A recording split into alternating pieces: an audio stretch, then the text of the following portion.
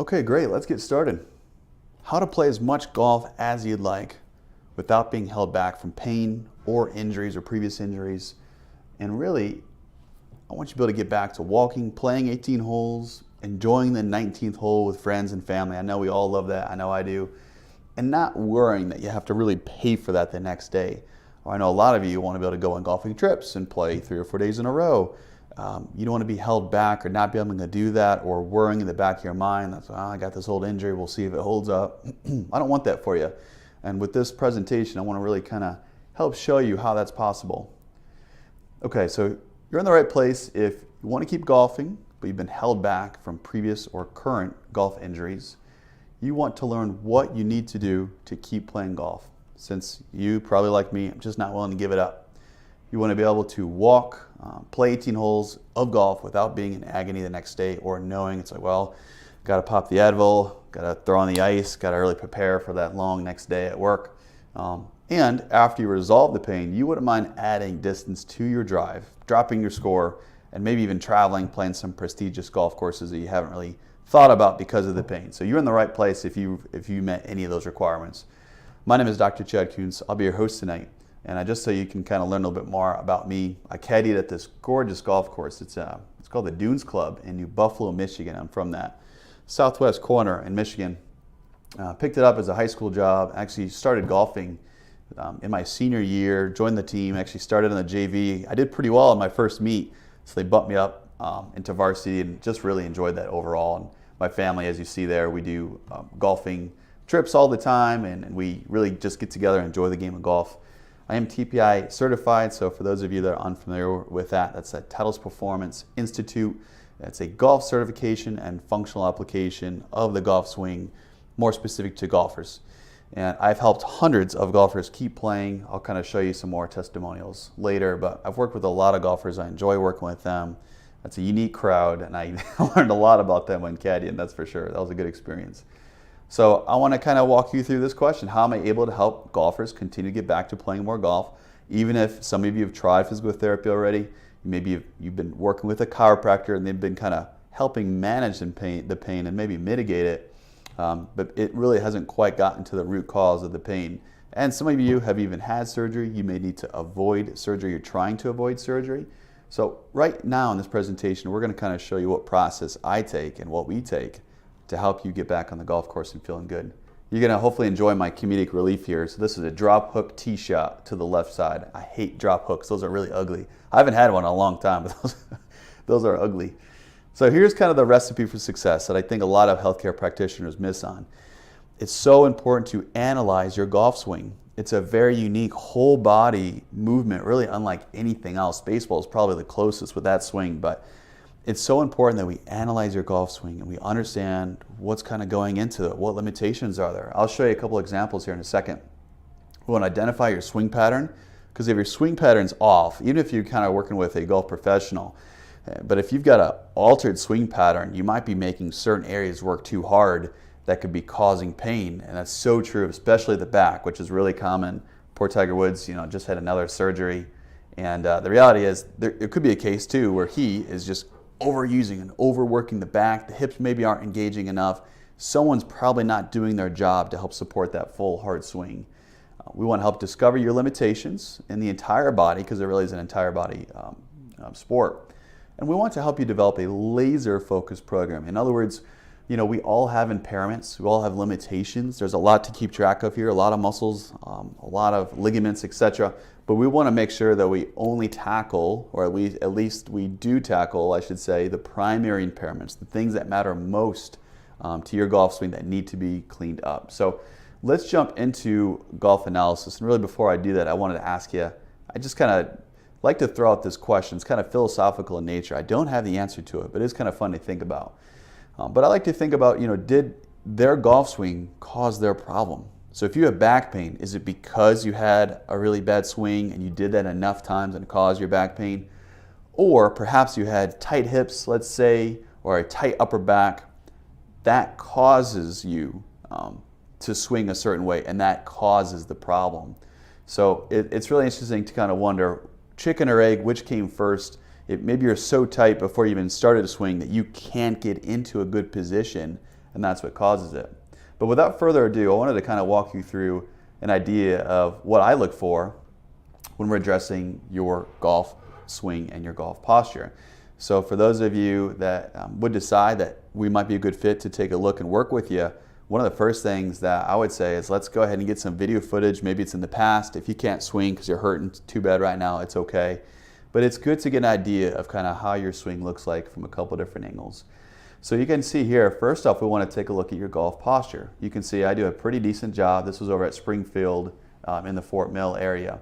What we don't want to see is an S posture where we have increased pressure on the spine, we have tight hip flexors, we have weak hips, and that all kind of goes into that static standing posture. Now conversely, there's also something called a C posture where your spine kind of looks like a C, and that tells me already you have all of these impairments. You have poor spinal extension, you probably have tight hamstrings, and I can tell you right now that posture is bad for the shoulders. So if you have shoulder pain, we want to check to see what your static standing golf posture looks like. So the next thing that we really like to look at is the takeaway. And these three things we like to kind of look into with the takeaway. So in this case, since I'm a right-handed golfer, does my left arm have good cross-arm range of motion? Is it doing what it needs to extend back there? Is the thoracic spine or the middle part of the spine doing what it needs to rotate to help offload the hips in the back? And since again I'm a right-handed golfer, does my right arm have the adequate amount of external rotation? You see, we can start to learn so much information just from a quick glance, taking a look at your swing. And not to say I'm not a golf professional, but I can acknowledge where there are functional limitations that could be causing your pain that we'll have to correct. So as we continue through there, then we want to kind of go through the slot. All right, so at that point, I really want to take a look at these two things. Are you getting good hip activation and rotation? So your right hip is kind of going into extension. You'll hear the term external rotation, and I'll talk more about that in a second. The front leg or my left leg is going through internal rotation and adduction as it's bringing closer to the body. But we want to know if we're able to get the hips going in a way that's helping to offload the spine, because this right here is where I most commonly find people that are having their lower back pain. All right, and then after that, after you strike it down, then we want to see if you do the tiger twirl.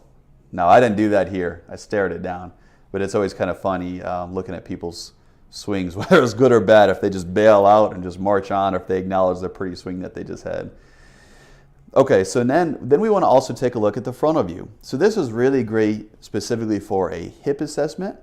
I'm not sure if you've heard the term sway or slides, but that's what we're going to be looking at.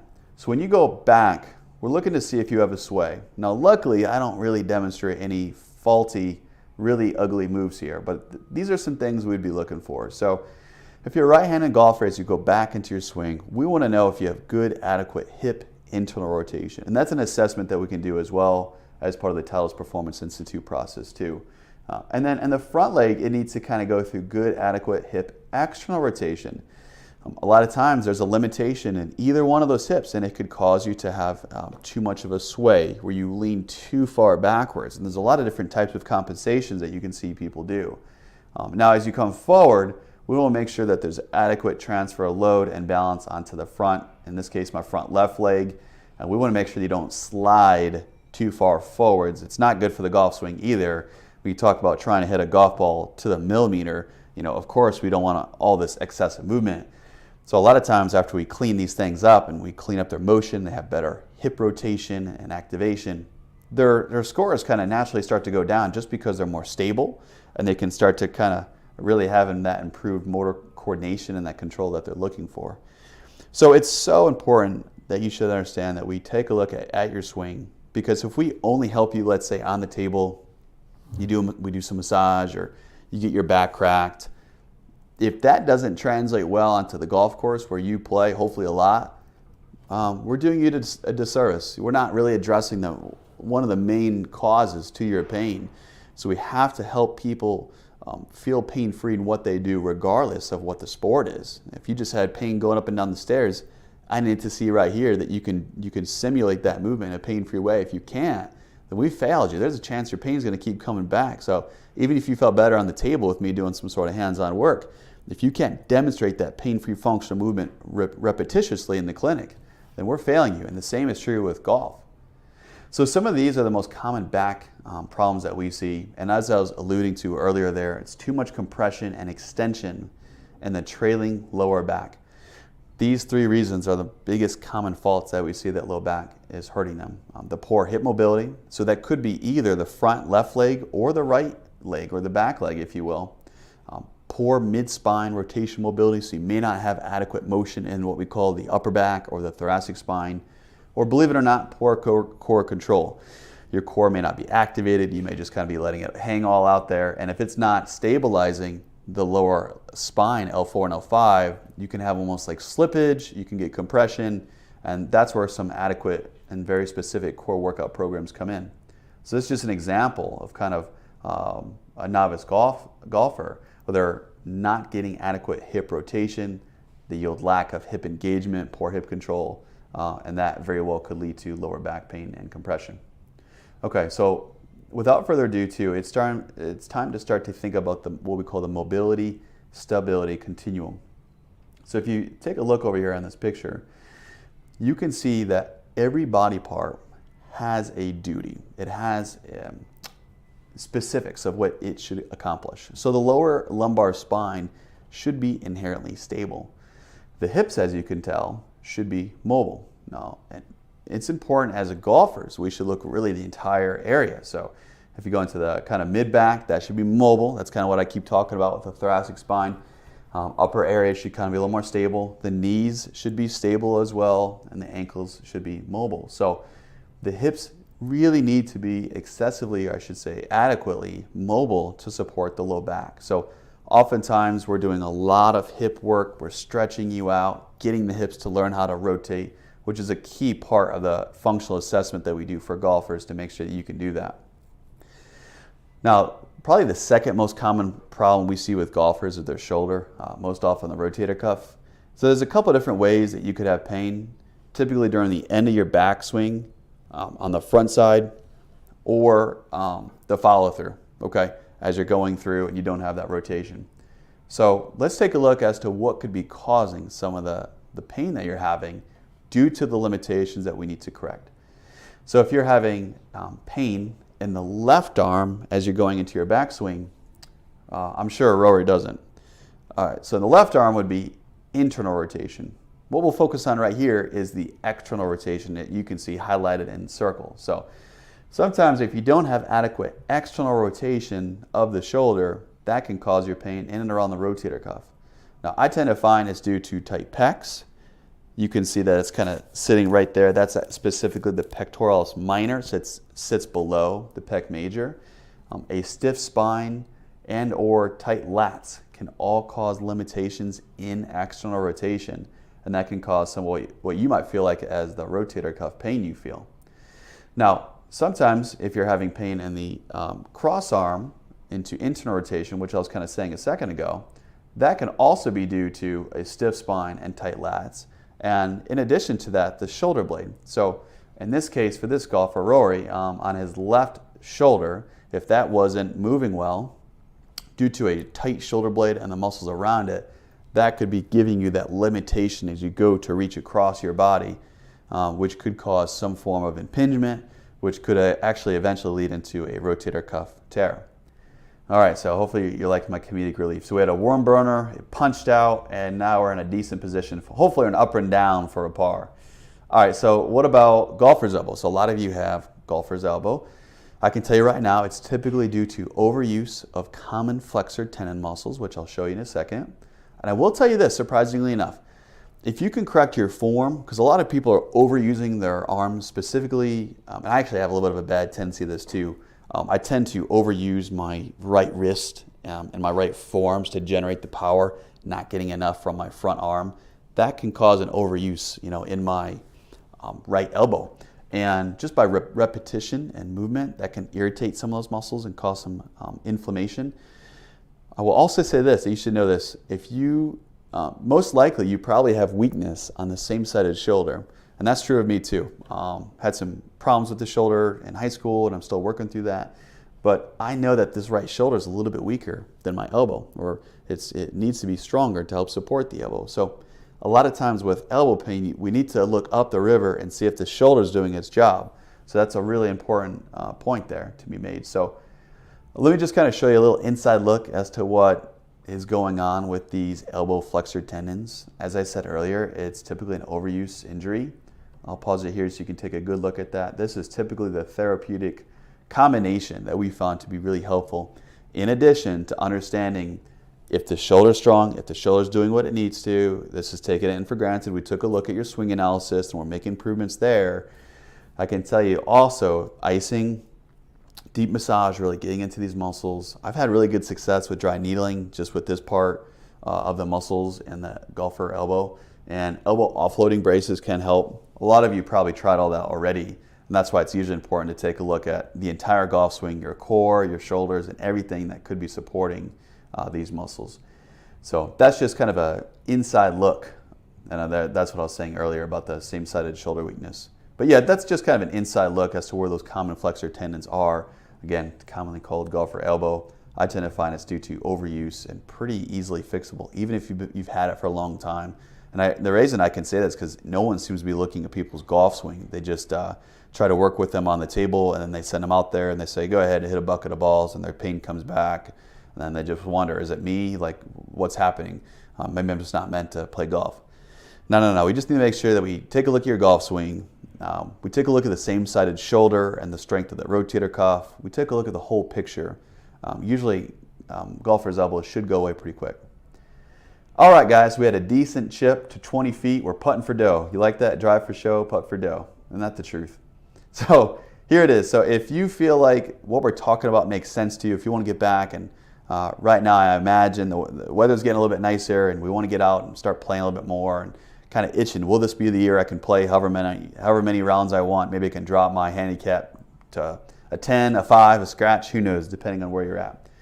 So I did want to go ahead and provide you an offer of a $49 golfer's assessment. So if you're watching this live or someone shared it with you and you caught it on a replay, be happy to extend the offer to you as well.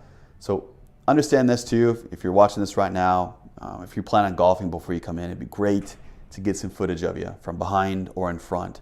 It's the most realistic when you're out there, and doesn't have to be anything too fancy. Just get a video from behind, a video from in front.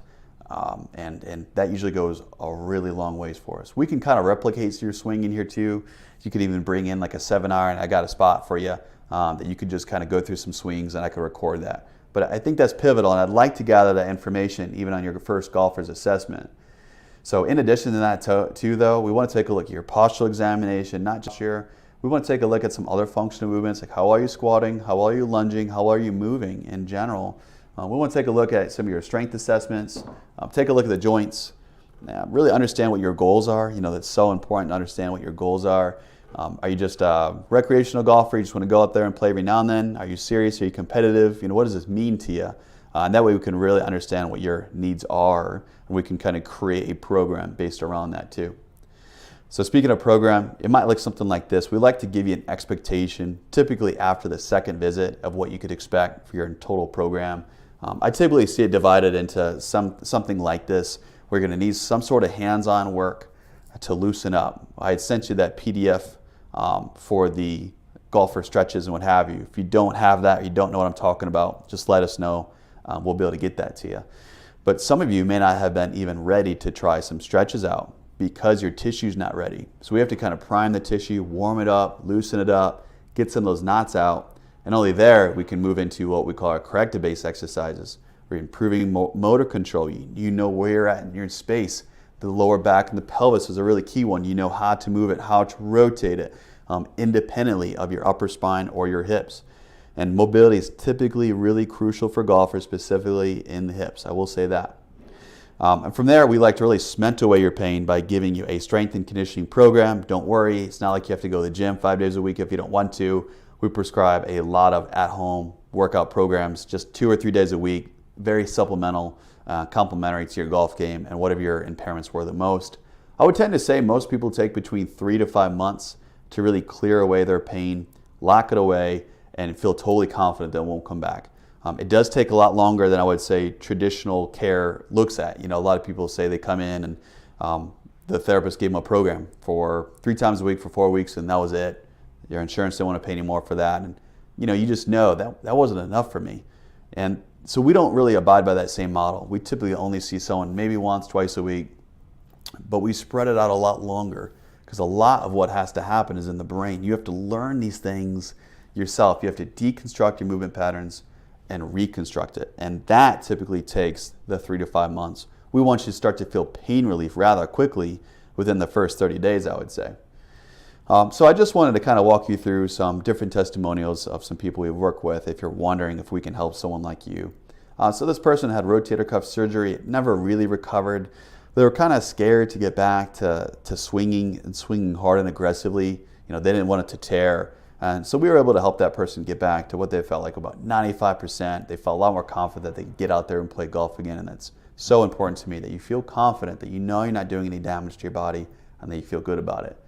This was a golfer with back pain and sciatica, really bad sciatica, had to really calm down that nerve. He really wanted to get back to playing. We had to start slow, you know, hit 30 balls at a time once you started feeling better, then work your way up to a 7-iron, and then, you know, kind of be respectful of the idea that the driver recreates some of the most force. So we had to kind of make sure that he could do all those things well before we sent him out there walking 9 holes or 18 holes.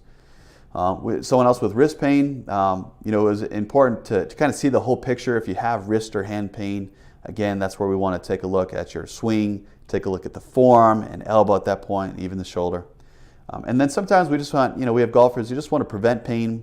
They want to optimize flexibility, a little bit more of the competitive edge, I would say, and thought process, where they just want to do really well. They want to drop their score, and they just want to play as long as they can. So thank you so much for being here. There's a lot of information. I hope it was helpful. So feel free to fill out that form right now. We just want to schedule a call with you first. We're just going to want to learn, you know, what you've tried already, what are your goals, what are you looking for. That way we can kind of catalyze that progress in that very first visit. I'll be able to review your chart before you even come in, see what was talked about in the phone call, and really get you on the right track as soon as possible. Ideally, if you have pain, I want you to feel pain relief before you even leave that first session. I know that sounds like a big goal, but we try to get it all in as soon as possible so that you can feel the difference and that you can see that we can really approach this a little bit of a different way. So thank you so much. I look forward to seeing you soon. Have a great rest of your night.